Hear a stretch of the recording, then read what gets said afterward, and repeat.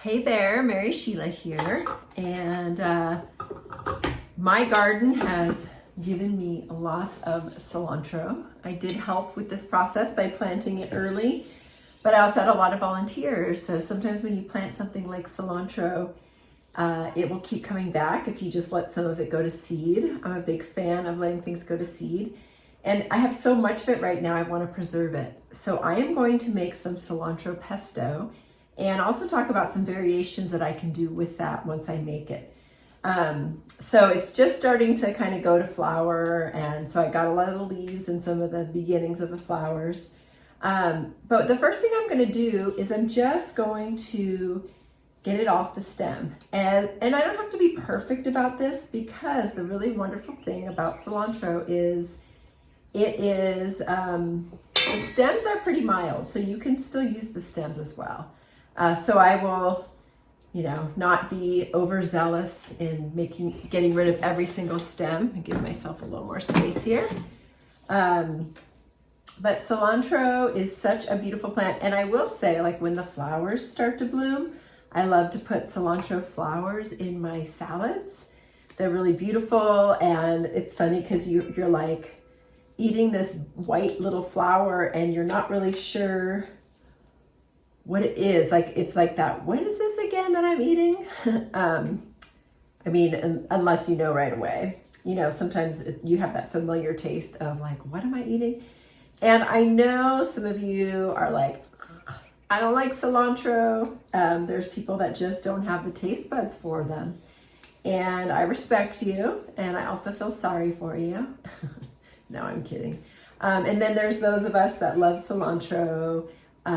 You can use it, raw. You can sometimes throw it into things. So as a part of your regular diet, you're going to assist the body in what it's doing naturally all the time, which is detoxifying and removing things that are considered harmful.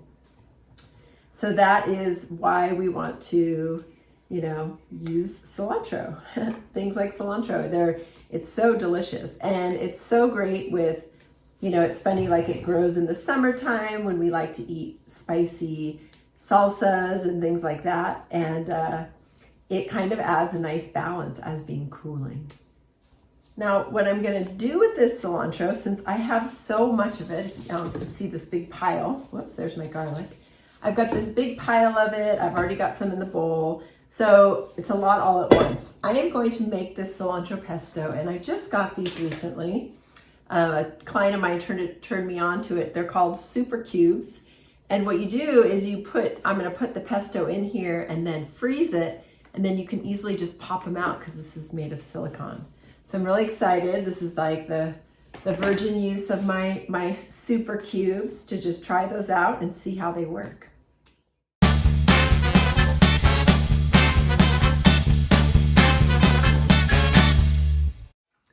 Okay.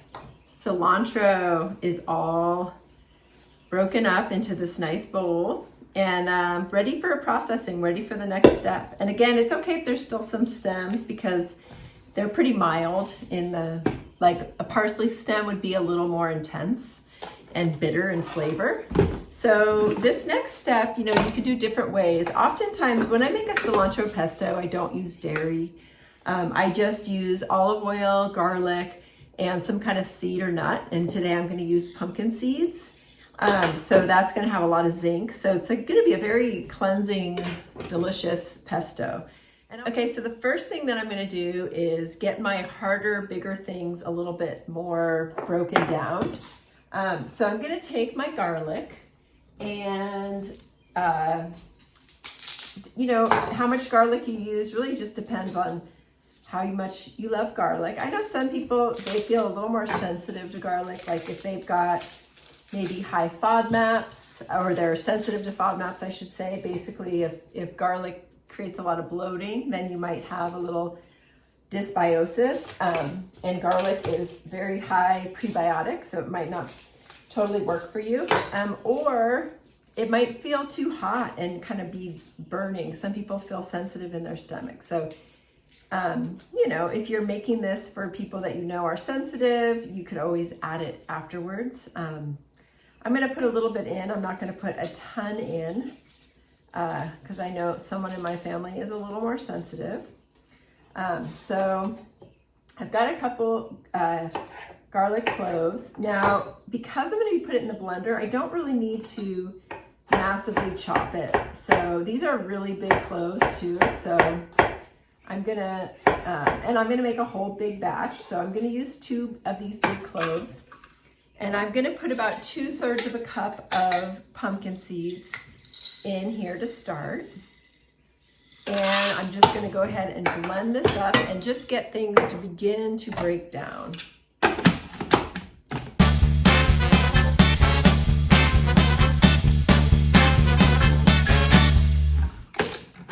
All right, I've got a nice mash here now. I think I'm gonna do a little sprinkle of salt in here too, a nice big pinch, so probably about a 1/2 teaspoon. And then I'm gonna add my cilantro. Now I'm gonna add about equivalent of a bunch. Like if you were to go to the farmer's market or the market, it's about a bunch, right? So I probably have about 3 bunches here from what I picked, maybe 4. And I'm gonna add a little lemon juice.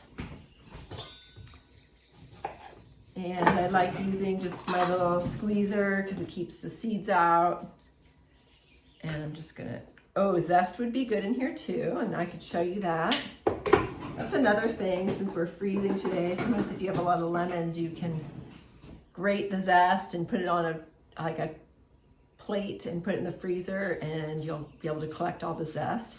This is also, the thing about zest is it is really good for the liver. It's got a lot of something called limonene in it, and that's a very supportive of liver detoxification. So I'm just gonna grab the zest, and you see, if you can see, as I go, I am just grabbing the top layer and then I'm moving on. Because the top layer is really what I want to grab, and then underneath the zest, it can become a little bitter. So I'm just going for that flavor. And it's funny because when I was growing up, my Uncle Buddy used to eat the lemon peels and orange peels, and I thought that was so disgusting, and now I like them too.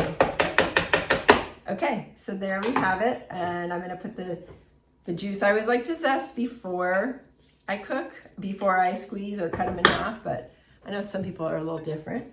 Okay, then I'm gonna add my olive oil, and I'm gonna do the similar 2/3 of a cup, just so you have little measurements. I might add more, but this is a good starting point for me. Let's see if I pour this all in. You know, when you start cooking more, it's kind of nice to like feel what a recipe feels like, and then just like take it back into your own hands, into your own body, and cook intuitively, and you know, and taste and look at the texture and see how things go. You don't always have to measure.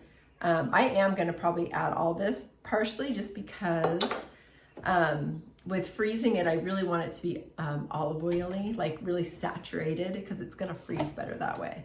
Okay, so now I'm going to go back to the blender.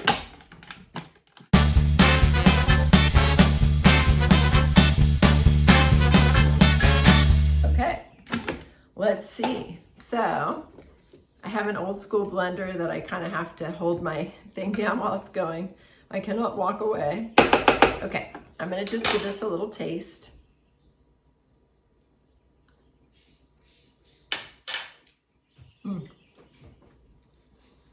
I think it's really good. I think it's perfect. And maybe Mary Poppins made it. Okay, so I really do think it's good. I don't really feel like I need to do much to change it. It's very satisfying. So what I'm gonna do, you know, if this was a little bit wetter, I could probably pour it out, but what I'm gonna do is I'm going to just spoon it into my super. And now, then what I'm gonna do once I have this completely filled is I'm gonna put this in my freezer and let them freeze. And then once they're frozen, I can pop them out and put them into like a Tupperware or a plastic bag. That way I can use this again if I have another good harvest of something and wanna make something else, or, you know, whatever I wanna make.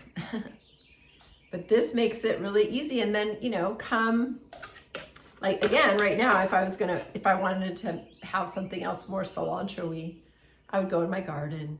If I want to pick some at the farmer's market. But really, you know, in the next few months, I can be using this. Like if I make something real quick, I could just pull it out and pop it into a soup or pop it into a sauce that I'm making, and add all those extra bonus nutrients.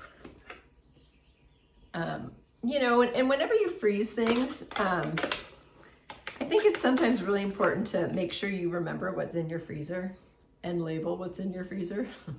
It's that kind of always the worst when you're like, I really have no idea what this is. It's like mystery greens, mystery meat, mystery whatever. And, you know, if things stay in the freezer too long, sometimes you're going to get freezer burn. And that never really tastes very good either. So, you know, there are some do's and don'ts when it comes to freezing things, but it's so wonderful to be able to pull them out. Like, let's say you were feeling, I'm not gonna say lazy, but let's say you're like, man, I don't have my stuff together. I need to make dinner. I need to whip up something fast. And you're like, oh, look, I have this, you know, canned chili or canned black beans or canned pinto beans, and I'm just gonna pull them out and I'm gonna pop one of these in there. And as I'm warming up the beans, the cilantro is gonna warm it up and flavor and add texture, add nutritional value, add a little bit of everything, and you're gonna be like loving that flavor, right? Or let's say you're not even lazy, you're on it. I don't mean to say you're lazy, it's not lazy. It's actually good planning to have canned beans in your cupboard. But you know, let's say you don't have it together to cook something. Another thing you could do is you could, you cook your beans. Let's say you cooked them in the Instapot, which I like to do a lot. I also have canned beans. I like to do that. And so I cook them in the Instapot. And I usually, when I cook my beans in the Instapot, I pretty much just cook them either with water or broth. I don't add any salt. I don't add a lot because that can slow down the cooking time. Especially with the Instapot, it's like so quick and easy. So anyway, so I've got my beans. I cook them. I open the lid once I release the pressure, and I'll put one of these ice cube pestos in there and just stir it up. It's gonna melt. It's gonna add all this flavor. Boom. I just up-leveled my beans. I just up-leveled my nutrition, up-leveled the flavor, right? And that's what it's really all about. It's like, how can I make my food really nutrient dense? So, you know, whenever you have something like this, a lot of excess, you want to know, how am I going to play with this? How am I going to make this really delicious? And there you have it. Yum. Okay, so let's take a look at this and show you. I'm very excited. This is actually my first time using these. I've got all of my little pestos in here in each ice cube tray. This says it's about 2 tablespoons. And what I'm gonna do is I'm just going to put the lid on it, just kind of making them even. I always think, because I'm from such a big family, everything has to be fair. Okay. Then I'm just gonna put a lid on it. Now I could label this so I knew what it is, but what I will really do is in just a few days, I'll pop them out and put them in a Tupperware or a plastic bag so that it frees up this in case I wanna make something else, and then I can label that. Okay, so I'm gonna put it in the freezer.